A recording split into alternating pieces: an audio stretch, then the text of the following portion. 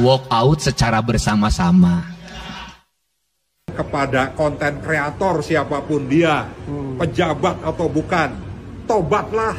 Kalau kelak saya jadi gubernur Jawa Barat, maka akan saya siapkan Jumat dan Sabtu. Juli.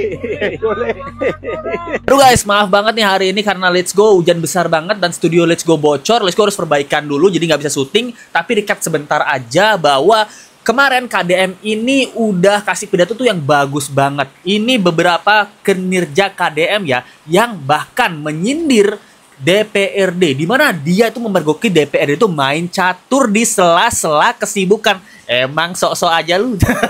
Tuwe-tuwe sok-sok gitu. Nah, dan Ono Surono ya yang ingin menjadi gubernur ternyata guys. Dia membandingkan dirinya itu kalau jadi gubernur nanti akan ngapain gitu. Apakah seperti KDM? Nah, siapakah yang bisa menggantikan KDM menjadi gubernur Jawa Barat sebagus dia? La. Jadi kalian enjoy aja nontonin ini. Karena ini emergency banget, maaf Let's Go nggak bisa syuting ya. Para donatur juga belum bisa Let's Go sampaikan di video ini. Mungkin di lain video Let's Go akan sampaikan ya. Let's Go mengamankan barang dulu nih, bocor-bocor. Maklum guys, gitu. Butuh perbaikan. Thank you banget ya. Di antara politisi DPRD Provinsi Jawa Barat, Bapak Ono Surono. Saya sudah tahu Pak Ono, kontrak-kontrak medianya sudah banyak nanti ke depan. Terima kasih atas berbagai otokritik yang dilakukan, baik secara langsung maupun lewat media, baik media massa maupun media elektronik. Dan itu menunjukkan bahwa di Provinsi Jawa Barat ada terjadi dinamika politik yang luar biasa. Semua orang memiliki concern pada hal yang menjadi tujuan kita, mewujudkan Jawa Barat istimewa dengan berbagai cara. Tugas DPR adalah bicara, itulah tugas DPR. Jadi kalau tidak bicara, mungkin DPRD dianggap tidak ada. Siapa gubernur ini? Gubernur yang sana lambetura. Naib sekali gubernur ini kalau gitu. Saya ucapkan terima kasih atas otokritiknya. Tetapi yakinlah bahwa apa yang kami lakukan selama ini, langkah-langkah yang seringkali kontroversi, langkah-langkah yang seringkali dianggap one man show, langkah-langkah yang seringkali dianggap terlalu sendiri dan terlalu konten, sesungguhnya adalah langkah-langkah menyelesaikan ini semua. Kang Deddy, gubernur konten. Saya tinggal di tanah orang. Saya balik pertanyaannya. Tinggal di tanah orang lain harus bayar nggak sama yang punya tanah? Oke, kamu miskin nggak? Iya. Miskin. Kenapa miskin? Pengen hidup bergaya, sekolah harus ada perpisahan. Saya memberikan contoh. Kalau saya melakukan operasi terhadap penutupan galian C, penutupan areal-areal pelanggaran terhadap lingkungan, kalau saya mengkoordinasikan terlebih dahulu dengan jajaran saya, bisa jadi operasi saya gagal. Kenapa? Karena begitu rapat, besoknya penambangnya sudah tahu apa yang akan kami lakukan. Tahan,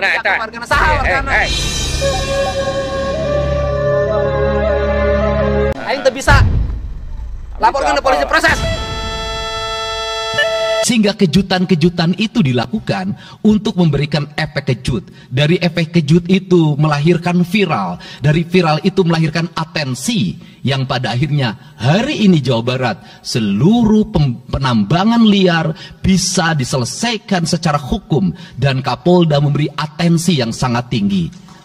Hari ini Jaksa Agung memberikan perintah kepada Kejaksaan Tinggi untuk melakukan proses pidana bagi siapapun yang melakukan pelanggaran lingkungan dan memberikan kerugian bagi kepentingan masyarakat. Lalu kami sampaikan bahwa Gubernur Jawa Barat sudah mengeluarkan peraturan gubernur yang melarang alih fungsi lahan, yaitu larangan alih fungsi hutan, larangan alih fungsi areal perkebunan, larangan alih fungsi sumber-sumber pengairan, larangan air fungsi dari airan sungai, dan larangan alih fungsi pesawahan. Pada waktu itu tanah itu kan kosong, kita hanya istilahnya menempatin. Tapi nggak ada surat? Ada pada waktu itu cuma surat semacam dari pengairan. Tapi Bapak tahu itu bahwa tanah itu tanah pemerintah? Tahu. Tahu tanah pemerintah? Ya tahu. Tanah negara semua, tanah pengairan tepatnya. Yang itu harus segera ditindaklanjuti oleh kabupaten kota dengan melakukan evaluasi tata ruang secara menyeluruh. Karena inilah jalan yang terbaik apabila kita ingin melakukan perubahan lingkungan di Jawa Barat. Saat pemerintah menggratiskan sekolah sampai SMA, swasta masih bayar, maka gratis itu tidak punya makna. Saya tadi di jalan itu bertemu dengan orangnya menangis di depan saya karena seragamnya tidak bisa terbayar. Saya katakan harga seragam berapa? 1,5 juta. Saya balik, jajan anak ibu berapa? Sehari 20.000. Apa sih yang terjadi? Yang harus diperbaiki bukan hanya pemerintah, tetapi juga masyarakat harus diperbaiki. Terus kalau ada biaya perpisahan harus bayar berapa? Waktu itu sih sekitar 1 juta doang, Pak. 1 juta doang. Nah, mindset orang miskin lagi tuh apa? Lebih peduli gengsi. Apa yang harus diperbaiki? Ke sekolahnya harus selalu gratis, tapi biaya konsumsi anaknya selalu diikuti. Kemiskinan terjadi bukan hanya pada persoalan menurunnya pendapatan, tetapi kemiskinan terjadi yang paling besar adalah karena meningkatnya biaya hidup. Biaya studi tour, biaya perpisahan, biaya outing kelas, dan berbagai biaya wisudaan. Itu adalah biaya yang tinggi dalam pendidikan. Untuk itu, apa yang dilakukan oleh orang tua ketika membelanjakan untuk kepentingan itu? Mereka pinjam bank emok, mereka pinjam bank keliling, mereka pinjam bank pinjol. Harus diperhatikan saat ajuin pinjaman di aplikasi pinjaman daring yang resmi. Limit pinjaman sampai 80 juta. Study tour 1 juta, wisuda 1 juta. Menurut Bapak itu berat nggak? Berat. Tapi kalau, maaf ya, kalau demi anak, ya kita usahakan. Mereka pinjam NBK dan mereka pinjam Bank Pancasila. Menghentikan ini sesungguhnya, saya lagi menghentikan mereka tradisi meminjam uang dalam keadaan terdesak pada para rentenir. Dan ini strategi untuk menurunkan kemiskinan. Nah, 40 juta itu kan saya pesenin tuh, bayarin utang aja, sisanya simpan. Nah. Jadi kan saya beli motor. Oh, beli motor? Beli motor sama TV itu kan. Nah, terus saya kan juga kan harus amanah. Gak usah munafik jadi manusia ya. Lu miskin karena lu goblok. Itu quotes gua tuh. Kalian bisa bawa itu ke kuburan nanti kalau gua udah mati. Kemudian yang berikutnya adalah belanja infrastruktur yang harus meningkat. Dan itu di belanja sekarang kita sudah melihat. Itu adalah bagian dari menyelesaikan problem kemiskinan. Infrastruktur baik bisa jadi tanahnya dijual karena mahal. Pada akhirnya menjadi miskin kembali. Ini areal ini bongkar, Pak. Hari ini kita bongkar. Nanti saya gimana, Pak? Ya terserah Bapak. Dulu Bapak ngasih izin ke siapa? Ya memang tahu sih orang jasa marga juga dari ininya. Iya, tapi kan nggak boleh di depan, kan ada pelang, nggak boleh membangun. Depan mah nggak tahu itu yang depan. Ya bukan, berarti itu pelang itu untuk semua tanah negara. Memang ini tanah Bapak gitu. Ya tanah Allah, tanah Bapak. Oh, jangan bilang tanah Allah, kamu ini gimana? Ini tanah negara, tanah PUPR, semua juga tanah Allah. Jangan gitu. Pengendalian penduduk. Saya berkali-kali bercerita bagaimana di Majalengka saya bertemu dengan sebuah keluarga yang tinggal di kontrakan, yang ayah dan ibunya tidur ketika jam 11 siang dan anak-anaknya berjualan di alun-alun. Jumlah anaknya 11 dan ketika saya berkunjung ke tempat kontrakannya sudah hamil lagi yang ke-12. Nggak KB. Kita pernah coba, Pak. Takdir Allah, Pak. Jadi mau di gimana juga ya. Akangnya aja yang KB. Jawa Barat itu angka kelahirannya tinggi. Masa hanya gara-gara bansos 2 juta gua harus dibandulin? Saya katakan bahwa jumlah anak sangat identik dengan problem kemiskinan. Betul, kemiskinan tidak akan bisa diselesaikan dengan hanya mengatur kelahiran. Tetapi setidaknya pengaturan kelahiran adalah bagian dari untuk menekan angka kemiskinan. Kenyamanan dalam berusaha adalah keterangan para investor dan lingkungan masyarakat terhadap berbagai aksi gangguan dari orang yang mengatasnamakan diri preman. Kamu datang ke sini jauh-jauh hanya untuk ngeracunin, ha? Besok panggil sekarang kepala bidang IMB siapa? Besok bangunannya dibongkar. Kamu datang ke sini mau racunin orang sini, ha? Kenapa Bapak pura-pura bego dan pura-pura tidak tahu? Hah? Untuk itu hari ini kita cukup bersyukur di Jawa Barat. Peristiwa ini sudah hampir tidak ada. Kapolda kalau dengar ada preman hari ini turun, termasuk ke Garut. Dengar ada preman, Kapolda turun. Ini semua stakeholder sudah bergerak dengan baik. Layanan investasi sudah berjalan dengan baik. Tinggal satu lagi hambatan investasi adalah masyarakat menaikkan harga tanahnya luar biasa.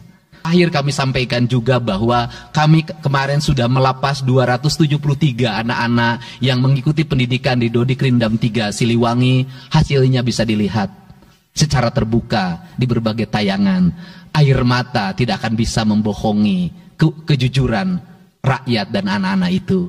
Dan saya sampaikan, hari ini ada 13 orang anak yang tinggal di rumah dinas gubernur. Pada saat yang lain orang tuanya datang menjemputnya, dia menangis. Tak ada satupun orang tuanya yang datang. Seorang menjadi anak yang terbuang. Dan akhirnya saya memutuskan mereka untuk sekolah di Bandung dan tinggal bersama Gubernur Jawa Barat. Ini cara kita menyelesaikan. Misalnya jangan-jangan anak yang ikut di barak militer ini keluar berkumpul lagi membentuk geng. Melibatkan anak dalam militer itu pidana 5 tahun penjaranya. Saya rasa kita malah akan membentuk karakter anak-anak muda yang keras, bukan yang tangguh. Itu apaan ya? Nggak tahu. Sumpah ini bersih nggak sih, Pak? Pak, ini kumannya nggak naik ke dalam celana saya, nggak naik ke tubuh saya kan, Pak? I wanna spray myself. Nih, bro. Saya ucapkan terima kasih pada semuanya, semoga kebahagiaan menyertai kita semua. Dan saya yakin setelah kegiatan ini kita akan walk out secara bersama-sama. Wallahu muwaffiq ila aqwamit thoriq. Assalamualaikum warahmatullahi wabarakatuh. Kalau kelak saya jadi Gubernur Jawa Barat, maka akan saya siapkan Jumat dan Sabtu. Jumat gedung sate akan kita buka untuk rakyat. Juli. Duitnya kudu proses, lelang dikit. Anggota dewan yang sibuknya nggak tahu ngapain, jangan duduk manis aja gitu ya. Ada bapak dewan ya. Ini komisi 3. Parah ini anggota DPRD nih. Pengawasannya catur. Bapak DPRD catur itu. Lihat anggota DPRD kabupaten itu. Oh, catur. Aduh. Turun dong ke bawah, keliling lihat program-program berjalan enggak, mitra kerjanya sesuai enggak. Waduh, rugi kita nih rakyat gajinya, anggota DPRD-nya catur aja kerjanya. Yang ini mah ngisi waktu luang aja. Waktu luang gimana? Nggak ada waktu luang kalau dimanfaatin. Ya, kita sudah melakukan pengawasan. Kunjungan palingnya DPRD enak. Kunjungan. Turun dong, Bos. Ke bawah, turun. Kamu lagi anak buah saya, praksi. Ngira-ngira urang nih mah. Catur aja PT. Udah komisi kan? Turun dong ke bawah, pengawasan di sekitar sini. Berfungsi nggak? Dinas teknisnya, kebersihannya, infrastruktur jalannya. Wah, untuk DPRD sepatu mengkilat. Perut buncit, rambut klimis, gimana kepanasan. DPRD saya juga tahu, reses, dikumpulin, pidato, amplop. Kalau rapat komisi ada honornya, DPRD nggak akan pergi kemana-mana, pasti ngumpul di kantornya. Ayo ketua komisi 3, turun, sak manfaatin waktu itu, turun.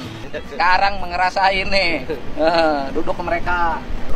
Turun Pak, ambilin Pak. Siap. Turun Pak, ambilin Pak. Gitu dong. Kepada konten kreator siapapun dia, pejabat atau bukan, tobatlah. Tobat.